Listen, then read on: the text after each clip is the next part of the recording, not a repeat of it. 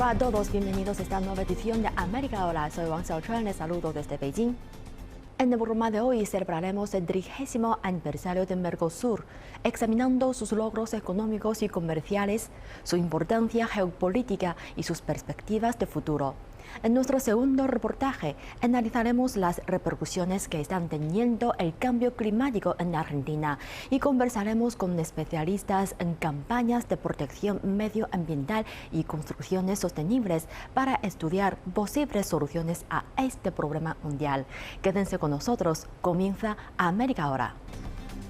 El Mercosur cumple 30 años y lo celebra con un evento virtual.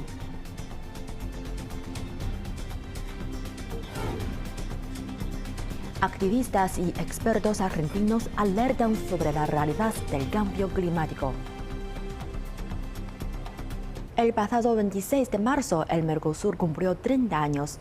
El Mercado Común del Sur es un proceso de integración regional instituido inicialmente por Argentina, Brasil, Paraguay y Uruguay. En el marco de la celebración de los 30 años del Mercosur, Argentina, que tiene la presidencia pro tempore, organizó encuentros y actividades que debido a la pandemia pasaron a la virtualidad.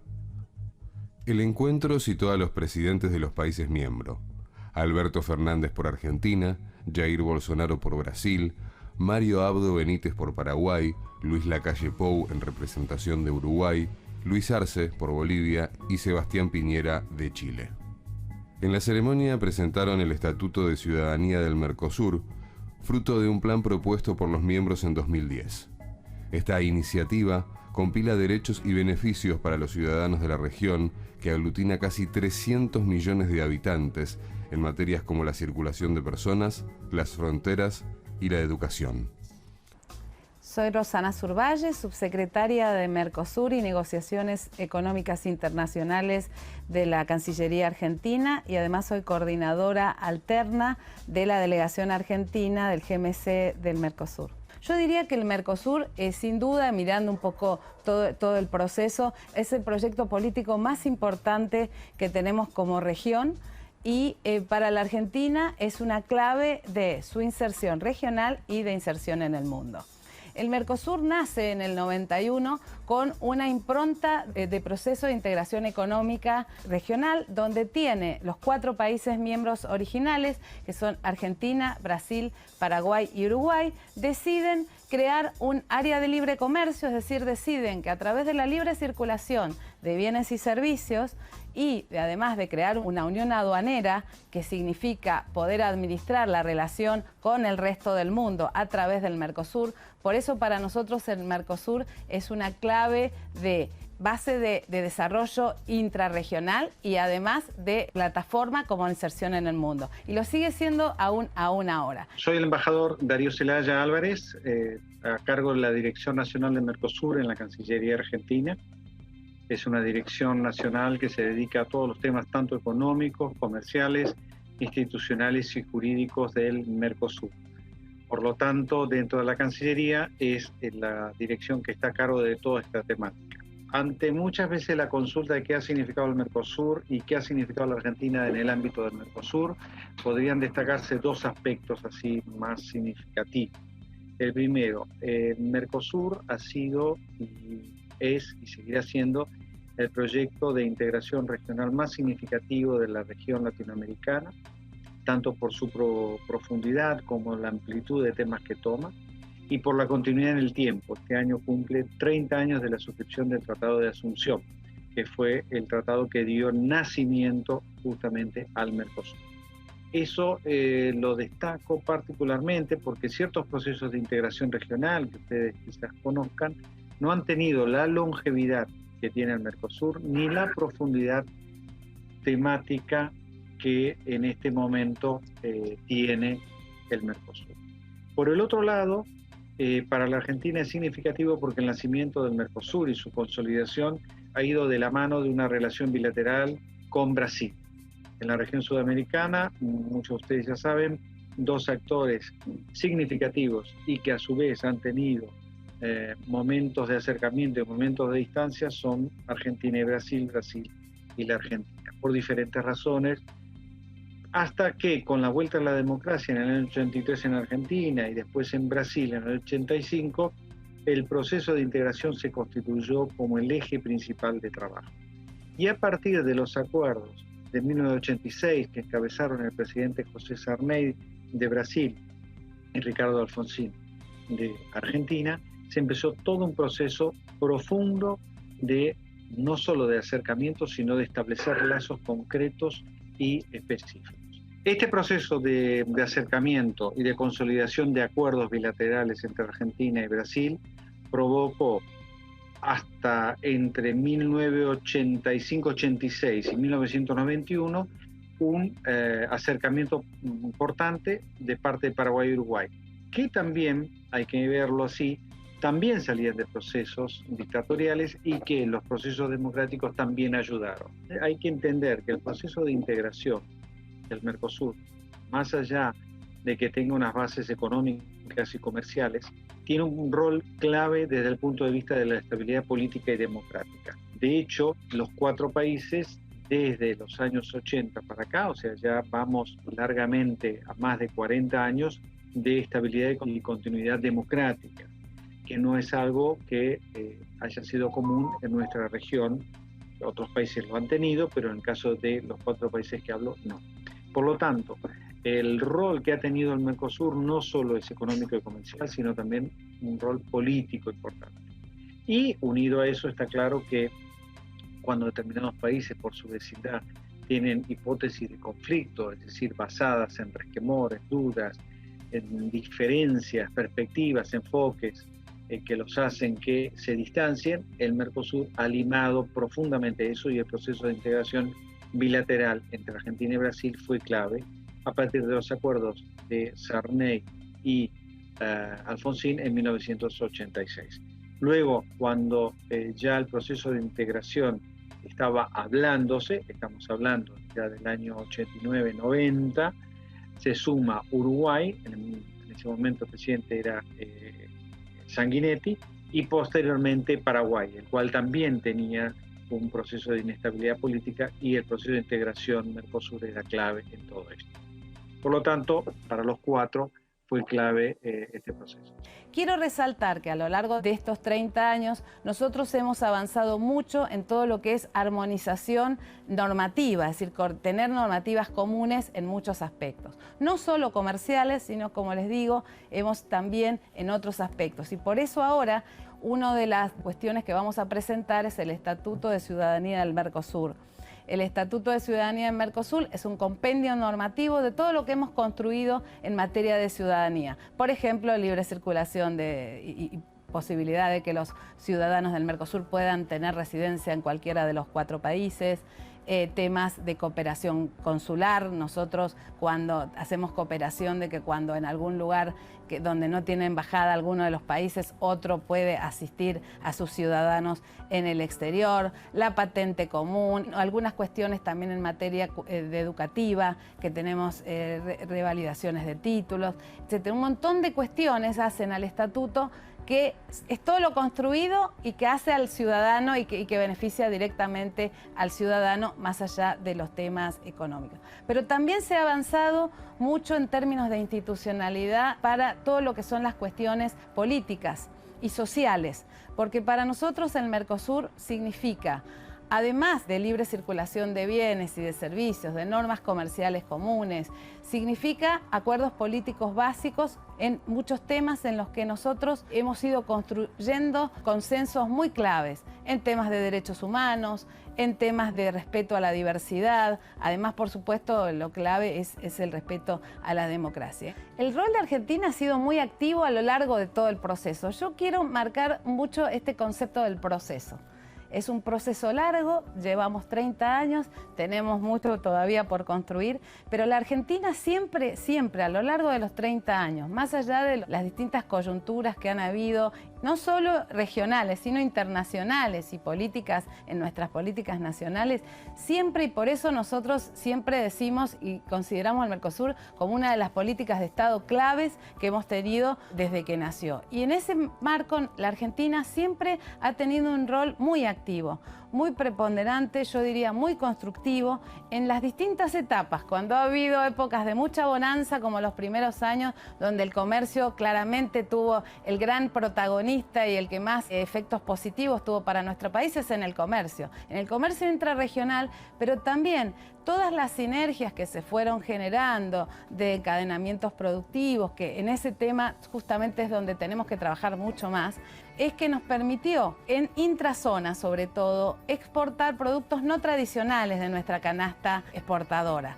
Entonces pudimos, y creo que contribuyó mucho a desarrollar algunos sectores, petroleros, siderúrgica, el sector de medicamentos, el sector automotriz también tuvo, si bien no está dentro de toda la normativa Mercosur, los mecanismos que se lograron para hacer convivir estos sectores que para nosotros son tan importantes en materia de empleo, yo creo que en ese sentido, sobre todo en las primeras etapas, fue muy positivo para la Argentina. Después para la Argentina también, en términos políticos, hemos tenido, con el caso, nuestro reclamo por las Islas Malvinas, claramente hemos tenido siempre y en todo momento, y no solamente en declaraciones intrabloques, sino en varios ámbitos multilaterales, en Naciones Unidas, en el Comité de Descolonización y en varios otros ámbitos en la OEA, en la Cumbre Iberoamericana, siempre los países del Mercosur han apoyado en esos ámbitos y muchas otras iniciativas que la Argentina ha planteado en pos de la búsqueda de la solución de la cuestión de soberanía de Malvinas, que como ustedes saben es un reclamo permanente. Lo que nosotros nos planteamos frente a los 30 años es mover a todas las fuerzas vivas del Mercosur, no solamente los gobiernos. Nosotros vamos a tener, por supuesto, una reunión de presidentes, un acto conmemorativo el día 26, que iba a ser presencial, pero por las condiciones de la pandemia optamos por hacerla virtual, pero de todas maneras eso no le va a quitar el mensaje que queremos dar de un Mercosur unido, que es la base de la plataforma de todo el bloque para su inserción en el mundo, y que un Mercosur que ha tenido un camino ya de un tiempo sustantivo, con muchos logros. Vamos a terminar y vamos a presentar los 30 logros durante la reunión de presidentes, los 30 logros que son la síntesis de 30-30, por tomar 30, pero podríamos haber tenido más, de cuáles son los principales aspectos en los cuales consideramos que hemos avanzado, pero también mirando a futuro y teniendo la conciencia de las dificultades que enfrentamos, de todo lo que nos falta. También vamos a tener espacios a nivel gubernamental. También estamos pensando, hemos propuesto y ya están encaminados varias otras actividades. Cuando yo digo mover las fuerzas vivas del Mercosur, quiere decir todos los actores. El cambio climático es un problema mundial que se agrava año a año. La contaminación y la emisión de gases de efecto invernadero provocan que las grandes ciudades comiencen a formar pequeñas islas de calor que modifican el ecosistema de forma permanente. Si bien en Argentina la emisión de gases nocivos está por debajo de la media mundial, las consecuencias del calentamiento son significativas. El cambio climático es una realidad y esto se demuestra día a día en todos los países del mundo. Luciana de la Serna es una activista de la agrupación Jóvenes por el Clima que propone la concientización sobre las problemáticas socioambientales. Mi nombre es Luciana de la Serna, soy integrante de Jóvenes por el Clima. Empecé a militar en julio de 2020, interpelada por la crisis climática y ambiental que está sucediendo en la actualidad y también, por supuesto, por la pandemia de coronavirus, que es de público conocimiento. Soy abogada, también diplomada en Derecho Ambiental, me interesan muchísimo las cuestiones ambientales y creo que es necesaria la participación de toda la ciudadanía y sobre todo de los movimientos socioambientales para incidir en la visibilización de este tipo de problemáticas ambientales, como así también en la concientización. Jóvenes por el Clima es un movimiento socioambiental y juvenil que incide en la visibilización y en la concientización de las problemáticas ambientales. Comienza este movimiento en febrero de 2019 con los movimientos internacionales de cambio climático, enmarcado en el movimiento llamado Viernes por el Futuro. Lo que hacemos es realizar manifestaciones, visibilizar problemáticas y sobre todo se interactúa muchísimo en redes sociales, que invito por supuesto a seguir, es Jóvenes por el Clima RG, y nos encargamos de articular muchas veces también con distintos sectores políticos para la revisión de proyectos de ley, para realizar acciones que se enmarquen en el desarrollo sostenible y en las políticas públicas que cuiden o tiendan a cuidar el ambiente sano. El cambio climático es el aumento de la temperatura media de la Tierra a raíz de no solo la variabilidad del clima, sino también de la actividad antrópica, es decir, de la actividad del hombre. Por ejemplo, el transporte, las industrias, la ganadería y la agricultura y la utilización de combustibles fósiles. Esto se empezó a incrementar la temperatura media de la Tierra a raíz de la revolución industrial. El Acuerdo de París establece justamente las responsabilidades comunes pero diferenciadas de todos los países que forman parte del acuerdo, según sean países desarrollados o en vías de desarrollo. Y esta diferenciación permite justamente que los países tengan en cuenta medidas ya sea de adaptación al cambio climático como de mitigación. Argentina particularmente es un país que no rankea alto entre los países que más gases de efecto invernadero emiten, al igual que la mayoría de los países de América Latina, justamente por no ser uno de los países más industrializados. En este sentido, me parece fundamental hacer foco en las medidas de adaptación al cambio climático más que en las de mitigación. Esto quiere decir reducir el impacto y lograr un país resiliente a las consecuencias del cambio climático más que hacer foco en mitigar, que quiere decir reducir las emisiones de gases de efecto invernadero. Argentina es un país que tiene la gran mayoría de la población viviendo en centros urbanos.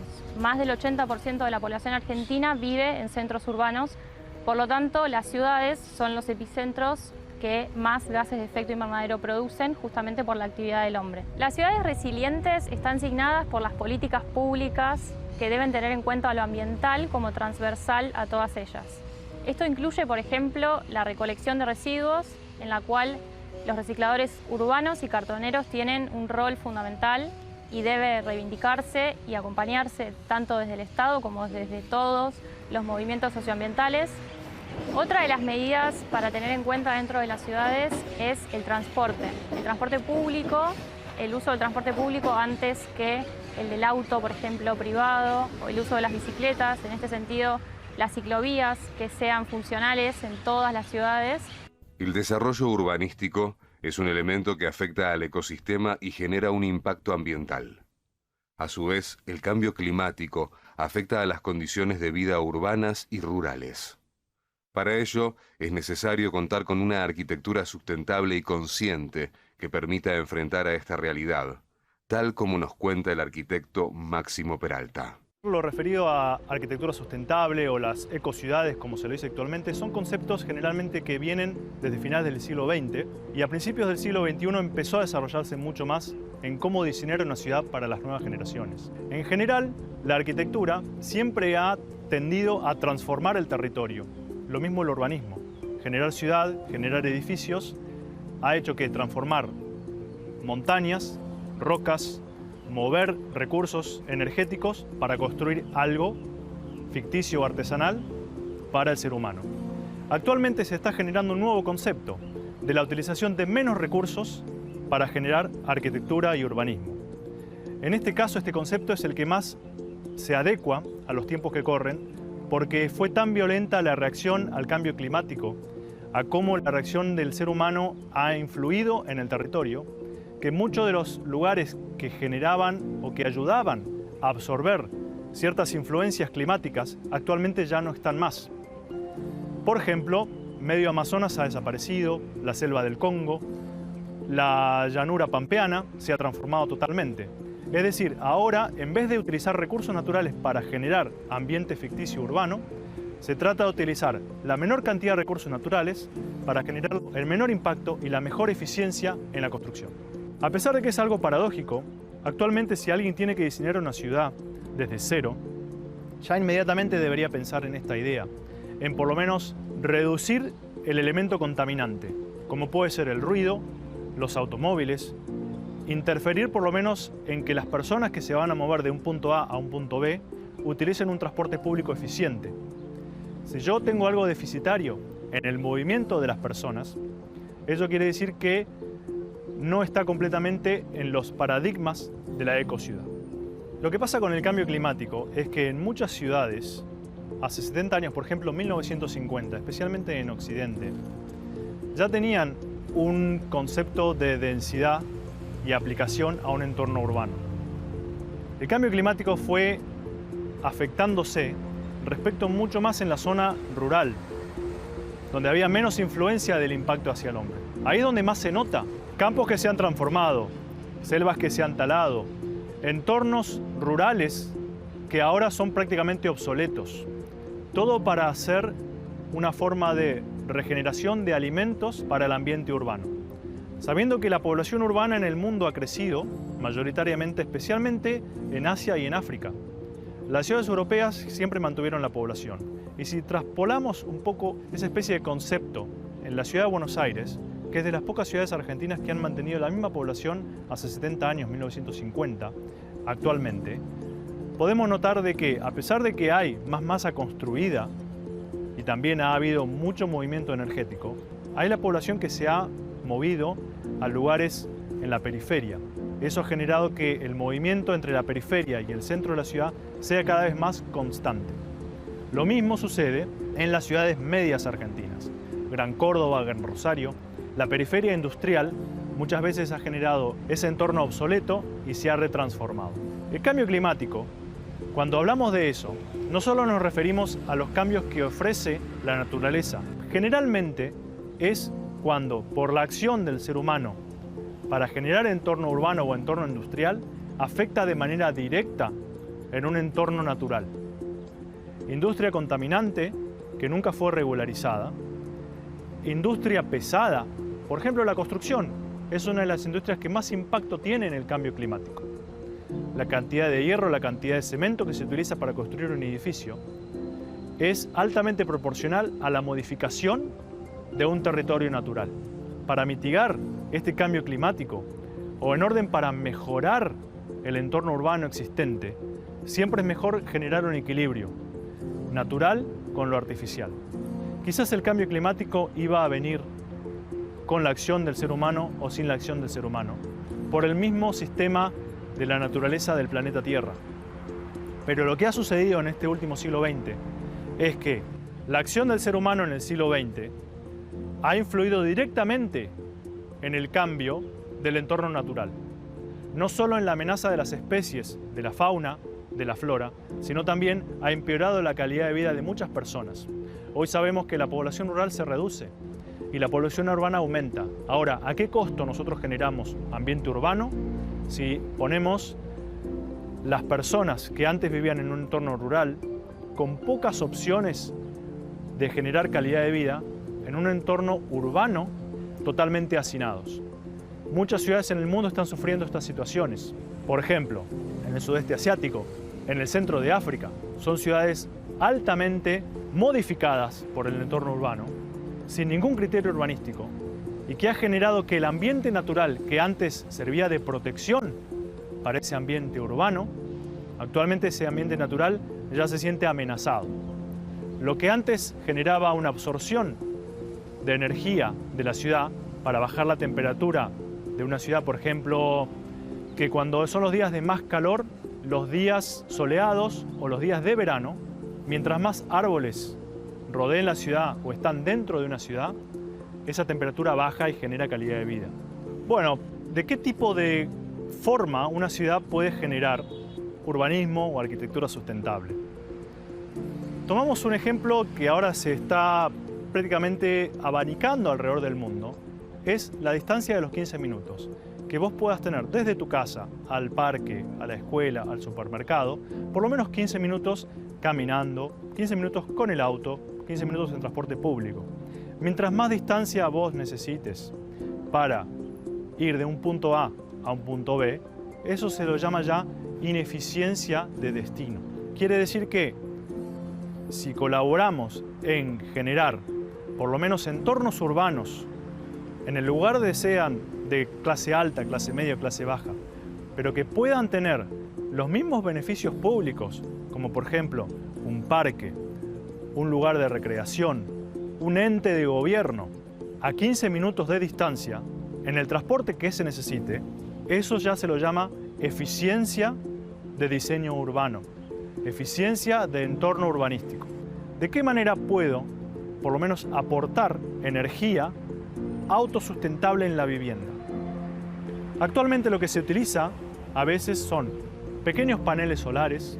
Orientación de la casa es muy importante para que yo no dependa de elementos externos para generarme hábitat y confort. La reutilización del agua, sabiendo que hay escasez de agua, ¿de qué manera yo puedo por lo menos reutilizar el agua que consumo? Por ejemplo, mientras me lavo las manos, mientras los uso para lavar los platos, quizás esa agua, con pequeños filtros, sirve para regar la huerta de atrás. Y eso no va a influir en que si yo tengo una huerta atrás en el patio de mi casa, esa agua se la llama aguas turbias o aguas negras, no va a influir en la calidad de alimento que genero. Eso es un modo que se utiliza mucho también. Lógicamente, si mientras más recursos consumo de los que yo necesito, menor eficiente va a ser la vivienda. Actualmente no solo la vivienda, una vivienda unifamiliar, es la que puede generar ayuda al cambio climático. También necesitamos construir megaconstrucciones, grandes edificios, rascacielos. Ese afín del ser humano por construir a lo alto ha estado hace muchos años y hoy actualmente contamos con la tecnología para construir semejantes edificios de un modo eficiente que ayuden a mitigar el cambio climático. La industria de la construcción es enorme y la cantidad de materiales y la cantidad de personal que se necesita para construir estos edificios también es de una dimensión inimaginable. ¿De qué manera estos edificios pueden, por lo menos, mitigar el cambio climático? La mayoría de los edificios altos que uno ve en el mundo o en fotos, siempre los ve de cristal, brillantes, esbeltos, agradables a la vista. Algunos más lindos, otros más feos. Pero lo importante es que una vez que se tenga la idea de la forma o del por qué se va a construir ese edificio, es importantísimo que nosotros como arquitectos o como planificadores urbanos tengamos en mente de que ese edificio va a tener un impacto directamente proporcional en el territorio donde va a estar situado.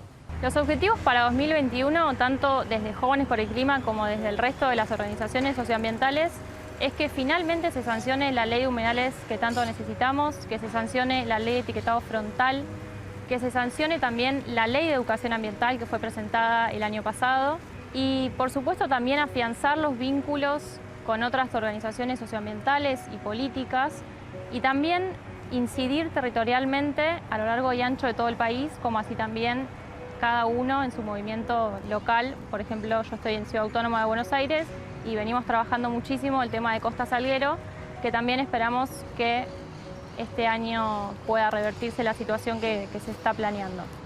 Es importante que el concepto de eficiencia energética para mitigar el cambio climático siempre esté presente, siempre y cuando construyamos grandes edificios o grandes construcciones. Porque si no, no se va a aportar por lo menos una ayuda desde el ambiente artístico, arquitectónico y urbanístico al planeta. El cambio climático está por cómo nosotros hacemos impacto en la modificación del territorio. Si hacemos cero modificación del territorio, no va a haber un cambio climático, porque ya funcionaba adecuadamente. Pero en cuando yo coloque un objeto que me transforme el previo estatus de un territorio, sea una ciudad, sea una fábrica, sea una industria, eso siempre va a afectar el entorno natural. Por eso siempre lo que se va a buscar actualmente es de qué manera yo este impacto afecta lo menos posible el territorio.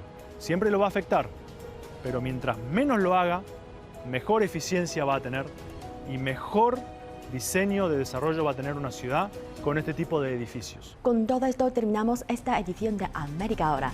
Les recordamos que pueden seguirnos a través de nuestras cuentas oficiales de CGT en Facebook, Twitter, Instagram, YouTube y Weixin. Gracias por su sintonía y les invitamos a continuar disfrutando de nuestra programación. Soy Wang Xiaochuan, Beijing. Nos vemos en la próxima edición.